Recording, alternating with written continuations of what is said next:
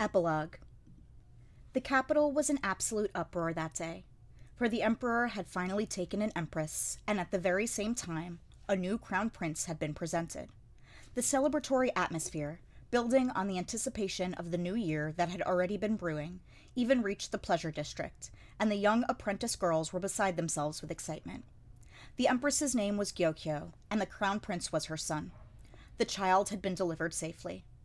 As joyous as that was, it also meant that Mao Mao was now without an occupation, and so we find her back in her tumble-down apothecary shop, grinding herbs. "Yo, Freckles, how about a snack?" A boy, young enough that his voice hadn't changed, opened the door and came in. His name was Cho, a brat of a kid with a dumb gap in his front teeth. They'd abandoned his old name. The fact that his new one sounded somewhat like it was a tactic of desperation, for the boy seemed to have a faint memory of what he was once called. It was clear to see that he was still an unruly kid, but it had only been a few days earlier that he had finally been able to get up and about. He'd been in a sort of torpor until then. It was impossible to say whether it was down to his youth or simple good luck that he was able to be this active again. Eventually, all 5 of the children had revived. Mao Mao had expended every effort to keep them breathing, including having Suide, who had been moved elsewhere, summoned to assist with the resurrections. She'd said the experiments hadn't been finished. No doubt she would have wished to wait until the effects of the drug were better understood before doing something like this. But circumstances had left no choice except to give the children the medicine. As a result, several of them suffered side effects. Cho had been the last of the 5 to awaken. These children, who would otherwise have gone to the gallows with their parents, were given new names and taken in by a new home. Cho, though, remained in the pleasure district. For better or for worse, he had lost his memory. He was also left with mild paralysis in half his body, but under the circumstances, one had to say he was lucky. For a while, it had looked as if he might not wake up at all. No one seemed to know quite how it was that the children had survived, but in any case, they were to go live with the former consort Aduo. Some argued that they should be sent to different places, but Aduo felt that would be needlessly cruel. Mao Mao was amazed when she saw the former consort. She was wearing men's clothing for some reason, but she seemed far more alive than she ever had when she was living in the rear palace. What really startled Mao Mao, though, was the former consort's resemblance to Jinshi. "I did wonder, could it be—" No, let's drop that train of thought. Mao Mao forced the fantasy she'd once entertained out of her mind. Aduo had taken in not just the children, but Suide as well. Yes, she had been something of a thorn in the side of the rear palace, but allowances could be made for her circumstances, and above all, the fact that the former emperor's blood flowed in her veins argued in her favor. She would be watched closely, certainly, but her life would be spared. Cho had been sent to the pleasure district because it was felt that, lacking his memories, it would be best if he were raised separately from the other children. Mao Mao thought that might be a mess in the making, but it was nothing to do with her. Or at least, it wasn't supposed to be. So what was the nasty little brat doing in her shop? They had insisted that this was really the safest place for him, but Mao Mao was damned if she knew how so. The brat began to rifle through the medicine cabinet, and Mao Mao gave him a sound knuckle to the top of the head. "Youch! What'd you do that for?" "That is not for you to eat," Mao Mao said, snatching back from him the packet of expensive rice crackers one of her sisters had given her. Instead, she tossed him a piece of brown sugar from the same drawer. That seemed to be enough to satisfy Cho, who walked out of the shop munching on it. There was a good-natured guard who sometimes played with him. That was probably where he was going. They say children are highly adaptable, and Cho was living proof. Instead of getting all depressed about having amnesia, he reveled in having lovely ladies to dote on him and a friendly guy to be his playmate. In fact, he hardly seemed to have any complaints at all for the moment. The old madam, meanwhile, had been well compensated for taking him in, and nothing warmed her cockles like a financial windfall.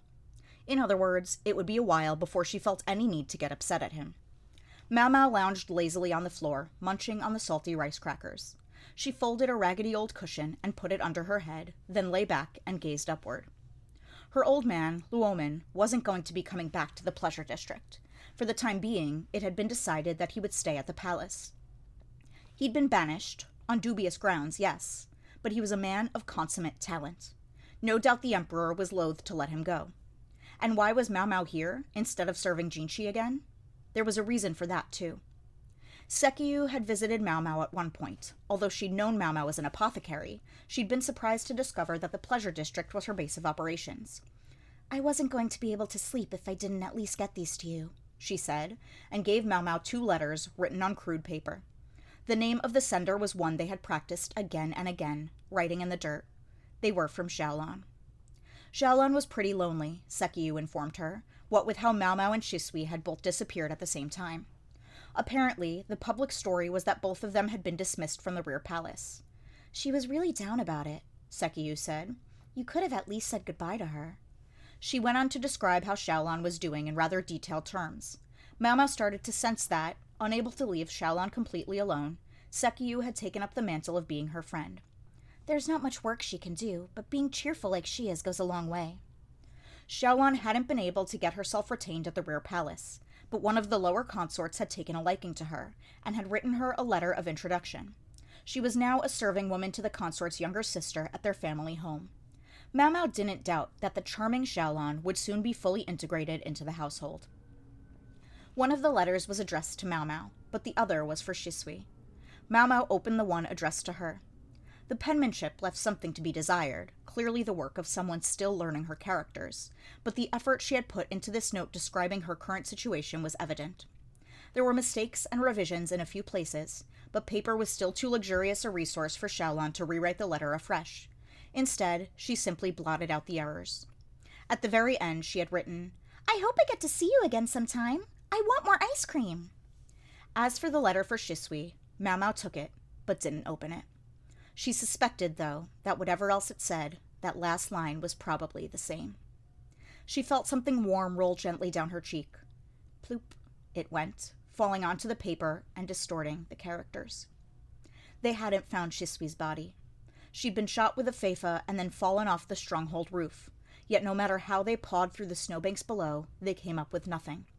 They said they would look for the body again when the snow melted in spring. Mau Mau, for one, hoped they never found it. "I'll have to go find more medicinal ingredients." Mau Mau had her work cut out for her in the Pleasure District, probably far more so than she ever had in the palace. Her old man had made a supply of medicines before he left, but that was long gone, and she suspected the fields were dead by now too. She hadn't seen Jinshi since they'd left the Shi stronghold. Even if she'd wanted to, he wasn't exactly the kind of person you could waltz up and ask for a meeting with. There was no way a man who had taken command of an army, and had the scar on his face to prove it, could continue pretending to be a eunuch in the rear palace. Jinshi must have finally gone back to being whoever he really was. Mau Mau didn't know his real name. She couldn't have used it even if she did. The worlds they lived in were simply too different. As for his injury, there were plenty of perfectly competent doctors around. He didn't need Mau Mau. Hell, her old man was there at the palace. Mau Mau couldn't have done anything to help even if she'd been present. Anyway, now that Jinshi was no longer a eunuch, he couldn't get away with keeping some low-born girl around him. He wouldn't have to sneak and spy anymore anyway. So it was best, really, that Mau Mau had come back to the apothecary's shop in the Pleasure District. At least with her father no longer there, the madam would probably stop trying to sell her off. Ugh, so tired. She'd been up all night the night before making medicines. Creating new drugs was a challenging endeavor. You could mix several ingredients trying to increase the potency of an effect, but sometimes you accidentally ended up with a poison instead. She'd made several new wounds on her left arm to test some of them out, but she just couldn't quite get the outcome she wanted. She'd even tried rubbing some of her concoction onto the wound on her ear. Why let it go to waste, after all? But it didn't tell her much. After all these years, she seemed to have developed a pretty high tolerance for pain. "Gotta cut deeper if I want to be sure." Mau Mau looked at her left hand, then tied some string firmly around her pinky. She stood and took a small knife from a cabinet. "Here goes." Just as she was about to bring the knife down, a beautiful voice interrupted her. "What are you doing?" Without a word, she turned to see a man in an unusual mask standing in the entryway of the shop. Behind him were a familiar middle-aged man who looked distinctly overworked, and the madam, rubbing her hands and offering them an ingratiating smile. "Done with all your work?" Mau Mau asked, undoing the string around her finger and putting the knife back in the cabinet. Isn't a person entitled to a break every once in a while? The madam poured tea and said, "Please relax," still wearing that smile. The drink was made from her best white tea leaves and was accompanied by small pieces of finely sculpted sugar. the sort of expensive accommodations usually reserved for the three princesses' guests. "Are you quite sure this is a suitable meeting place, sir?" she inquired, though for some reason she was asking Gauchwin. He nodded, and the old lady, looking slightly disappointed, backed out and closed the door with another, "Relax, take your time." What's going on here? Mau Mau wondered. Jinchi finally removed his mask, revealing his face, like a perfect jewel, except for the scar that ran down one cheek. Mau Mau gave the folded cushion a smack to straighten it out and set it in front of Jinchi, who sat down promptly and without undue grace. "I'm sure you've been working hard, sir," Mau Mau said, placing the tea and snacks before Jinchi. He took a sip of the drink. "I won't pretend it's been easy. Dealing with personnel has been a nightmare, and on top of that there's the issue of the Shi clan's territory to contend with." He let out a long sigh, his brow furrowing. Was it just Mau Mau's imagination, or was Gauchwin rubbing off on him? She had heard that the members of the Shi clan had already been executed. Most of them had been at the stronghold anyway. Their territory would be put under government control, and with the richness of the timber resources in the north, it could be expected to produce a handsome addition to the nation's coffers. Without the Shi clan serving as middlemen, they could lower the tax rate in the area and still make plenty of profit. And there were so many things one could do with timber. "I hope they turn it into paper." Mau Mau smiled, hoping they had the right kind of trees up north to make decent sheets. She was just thinking how the country's failure to start up a paper industry to this point had probably been due to the Shi clan's interference when she realized she was grinding medicine in a mortar. "Don't pretend I'm not here," Jinchi said. "Sorry, sir. Old habit." "Never mind. Don't worry about it." Jinchi took a bite of the snacks and drank down the rest of the tea. When Mau Mau got up to make more, she found Jinchi grabbing her wrist. "Yes, sir. What is it?" He tugged, obliging her to sit back down. He was studying the side of her face most intensely, gazing at her ear. She was fairly sure the bruise from where she'd been struck was gone by now. "He smells sweet." It wasn't the smell of the snacks, but of his perfume. Suiren always did have good taste, Mau Mau reflected, an image of the slightly mischievous serving woman flashing through her mind. "Perhaps it's time I asked you to make good on your promise," Jinchi said. "Promise?" Mau Mau looked at the ceiling, trying to recall, and Jinchi scowled. "You can't pretend you've forgotten. I got you the ingredients for your ice cream, didn't I?" "Oh, geez, that." She almost clapped her hands as she remembered, but then her gaze returned to the ceiling as the exact nature of that promise came back to her. "What is it?" "Oh, nothing. It's about, your hair stick." Mau Mau's voice grew so quiet it almost disappeared. "I, gave it to somebody." Jinchi didn't say anything, but his face grew tight. Less, it seemed, from anger than from disappointment. Mau Mau knew this was bad. She struggled to think of some way of placating him. "But they might find it in the spring." "Why would that be?" "Well, and then again, they might not." It was better if they didn't, for if they didn't find it, it might make its way back to one of the shops in the capital eventually. "You sold it?" "No, sir, I didn't." This was proving tricky. What should she say? "I gave it to Shisui. To Lolan. I did tell her to give it back someday." "So that's what you're talking about," Jinchi said, and then he looked squarely at her. "In that case, perhaps I'll ask you to fulfill your other promise." Other promise. "Ah! You mean to listen when someone is talking to me?" "That's the one," Jinchi said, pleased. Mau Mau faced Jinchi and adopted a formal sitting position. "All right then, sir. Go ahead." But Jinchi didn't say anything. "Go ahead," Mau Mau repeated. Still he didn't speak, but only gazed at her. "Didn't you have anything to say?" "I did, yes. But on reflection, I'm sure you already know the thing I was about to tell you." He was probably alluding to the matter of his real position, but Mau Mau was already aware of it. There would be no point in his telling her about it now. "Something else, then?" she suggested. "Something else," Jinchi began, but then he said nothing further. Neither of them spoke, the silence stretching on. What, he didn't have anything to say after all? Mau Mau thought. She was about to get up, eager to get back to work on her medicines, when suddenly Jinchi was coming closer, then wrapping himself around her neck. "May I ask, sir, what exactly you're doing?" She felt something damp and warm brush her neck. No, surround it. She felt teeth. She realized she was being sweetly, gently bitten. "Do you know what it means now?" Jinchi asked. "Well, human saliva can be toxic." Just as a bite from a wild animal had to be carefully disinfected lest it fester, the same precautions had to be taken with a bite from a person. Jinchi said absolutely nothing. "I'd like to get back to my work, sir." "I know it takes more than a little toxin to bother you." He bit harder. It started to hurt a little, and she smacked him on the back. He only bit down harder still, and before she could stop herself, Mau Mau pounded him soundly on the shoulders.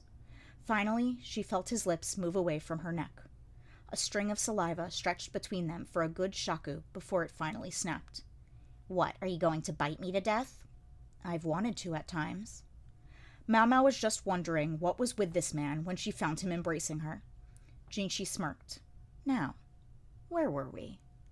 Up close, she saw the stitches hadn't come out of his cheek yet, although they were neater than they had been before, suggesting they'd been redone. "Wonder if that's my old man's handiwork," she thought. She found herself reaching toward Jinchi's face. His eyes softened in a smile, looking somehow innocent. "And are you poisonous as well?" Jinchi was just reaching out for Mau Mau's chin when... Freckles! There was a crash as the window across from the entrance where customers could pick up medicines was thrown open. "Check this out! I know you wanted one of these!" There was Cho, looking terribly pleased with himself. He was holding a lizard above his head. "Ooh, you got one!" Mau Mau slipped past Jinchi, whose head drooped dejectedly, and grabbed the lizard, depositing it directly into a jar. "Huh? What's that guy doing on the floor?" "He's very tired from work. Here, your reward." Mau Mau gave him a chunk of brown sugar. Cho went running off again. From the floor, Jinchi could be heard to growl, "Knew I should have sent him to the gallows." He sounded like a feral dog indeed. Maybe it was the scar on his cheek that made Jinchi seem less androgynous than before. It was as if he were drawn in bolder lines now. Mau Mau realized she could see a tiny crack in the door and an eyeball peering through it. She opened the door noisily, discovering a very startled old madam and Gaoxuan. "Grams, get a bedroom ready. Pick an incense that promotes sleep." "Yeah, sure," the old lady said with a disappointed click of her tongue. As the old woman left, Mau Mau looked back at Jinchi, still lying on the ground. "You seem most fatigued, Master Jinchi," she said. He only stared at her vacantly. "I think you had better rest." "Yes, fine, I'll do that." "That'll be for the best," Mau Mau thought. But Jinchi didn't move. "Master Jinchi?" She crouched down and shook his shoulders. "Huh," she thought. "Actually, maybe I can just call him Jinchi now." While she was thinking it over, though, Jinchi said, "This will be my pillow," and put his head smack on Mau Mau's knees. The crown of his head was pressed up into her stomach, and his arms were wrapped around her back. "Master Jinchi." He didn't say anything. Was he asleep or just pretending? The madam quietly placed a fine cushion and some incense in a corner of the room, then showed herself out. Mau Mau sighed, then reached for her pestle.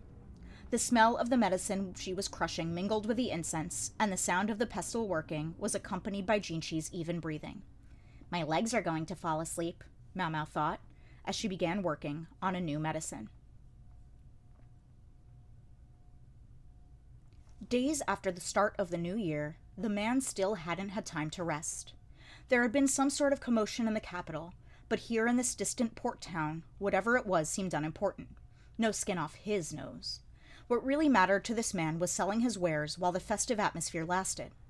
During a celebration, men wanted to show their best side to their women. Every merchant knew that, and every merchant took advantage of it. This man's open-air stall had everything from rings that looked like children's toys to fancy imported necklaces. It was a motley collection of goods, but it suited a moment when the firecrackers were going off. "Thanks for your business." Ah, another sale. Another man with no eye for value. This customer was walking away with a pair of earrings that would have embarrassed a child playing dress-up.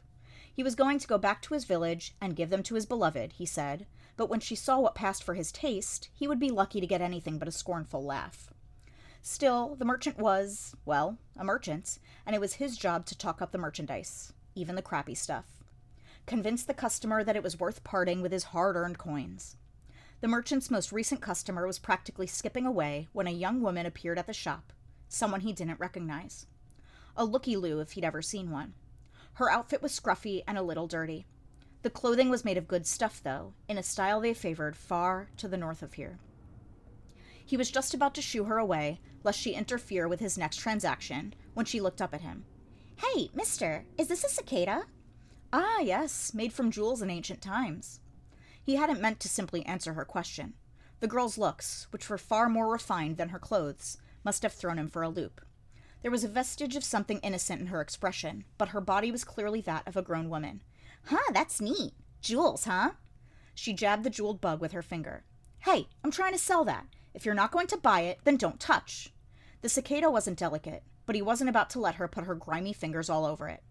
After a moment, he said, Are you going to buy it? I don't have much money. Then forget it, kid. It didn't matter how pretty she was. You had to draw the line somewhere. The cicada must have really captured the young woman's attention, for she couldn't seem to take her eyes off it. He wondered how she'd react if he told her it had supposedly been made to be placed in the mouth of a dead person. Yeah, that would probably spook her enough to get her to go somewhere else.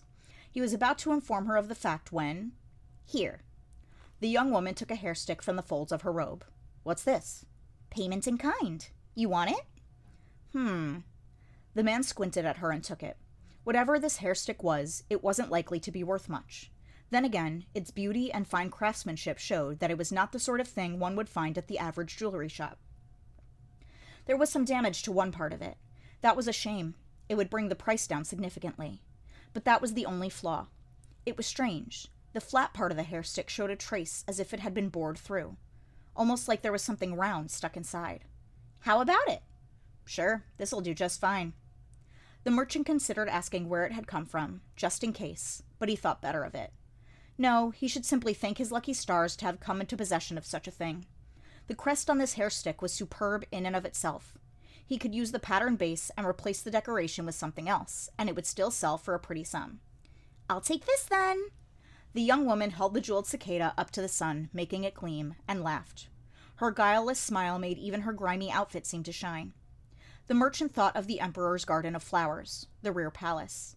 This young woman must have been the sort of blossom that bloomed there. Drawn in by her smile, the man found himself talking to her before he could stop himself. A pretty thing like you. If you were to be part of the emperor's flower garden, you could have all the luxuries you wanted. You know, His Majesty's favorite consort... What was her name? You mean Consort Gyokyo? Yeah, that's the one. They said she's the empress now. Sometimes the bookseller sold pictures of her. Too expensive for commoners to afford, but they served nicely to draw in customers. Oh, Gyokyo. The young woman, with one eye still on her prize, looked around until she spotted something. A fisherman separating out the fish and the seaweed from his net. Say, mister, my name. It's Tamamo. Tamamo? That's a fancy word for seaweed, right? Sounds like a name for the blessing of the ocean. I know, right? I'm really curious what's across the sea. The girl called Tamamo grinned and looked at a boat docked at the port, a ship that had come all the way from a far island country. Several of the trade goods it had brought had even made their way to this very stall. The girl hopped into the air and smiled brightly. Okay, thanks. Bye. She waved gaily to the merchant and ran off toward the dock. End of Volume 4.